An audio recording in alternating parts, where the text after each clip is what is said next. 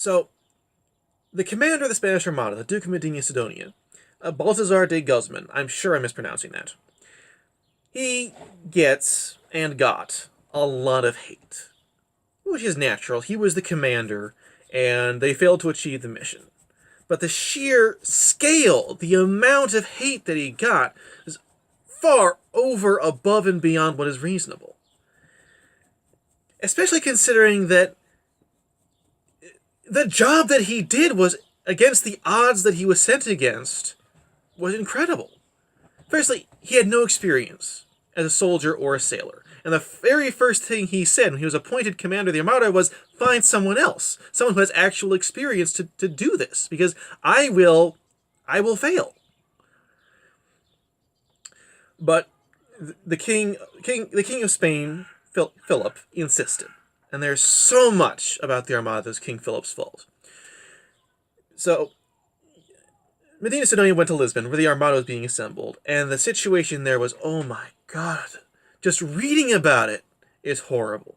The crews were kept locked on their ships for months at a time, with no food, no water, no hygiene, 16th century medicine. It is a miracle there was no plague. It is a testament to Spanish character that there was an Armada at all. And the previous commander of the Armada, he died of sickness. He was a great sailor. He was a great soldier, terrible administrator. The situation was, well, they had to throw the previous bookkeeper into prison while they figured out whether he was stealing or not. It was Miguel de Cervantes, famous as a writer.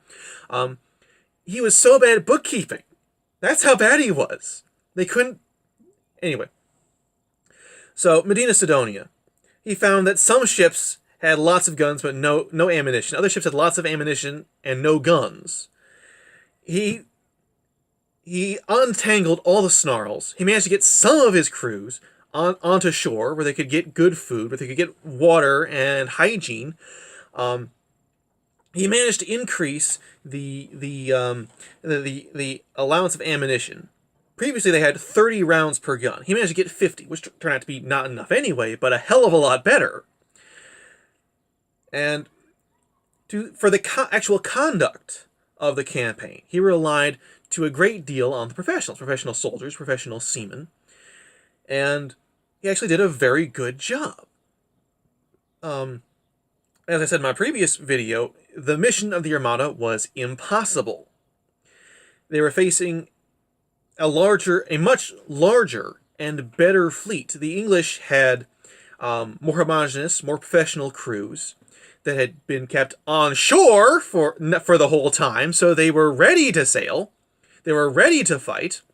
They were operating very close to their home base, which would turn out to be a decisive advantage because the English could always just go back to port when they ran out of ammunition. The Spanish ran out of ammunition. Which is why, to go back to Spain, they had to sail north. They had to sail all the way around the British Isles to get back to Spain. Now, the Spanish Armada, in the entire campaign, lost 4 ships to enemy action. That was 2 to the English, 2 to the Dutch. Or was it 8? 4 and 4. 4 or 8, they lost the English and Dutch. Every single other ship that was lost because on the long voyage around the British Isles. Every single ship that crashed on the rocks in the Scottish or Irish waters, every single ship that was lost in those waters was lost because they did not follow the course that the Duke of Medina Sidonia set. Every ship that followed the course he set got home to Spain. And what came back was over 2/3 of what went out in ships and guns. The men that were lost, well over half. And in large part, the human casualties were lost because when they came home to Spain, there was nothing waiting for them. There was no food waiting for them. There was no medical care waiting for them. There was no shelter. Men died just lying in the streets, thousands of them. And as soon as he got home, the Duke of Medina Sidonia, he couldn't even sit up. There were days he couldn't even sign his name. But his staff was gone. But people died by sickness in battle.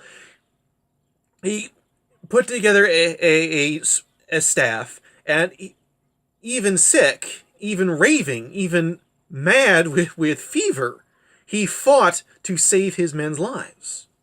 And he took all the blame. He did not argue.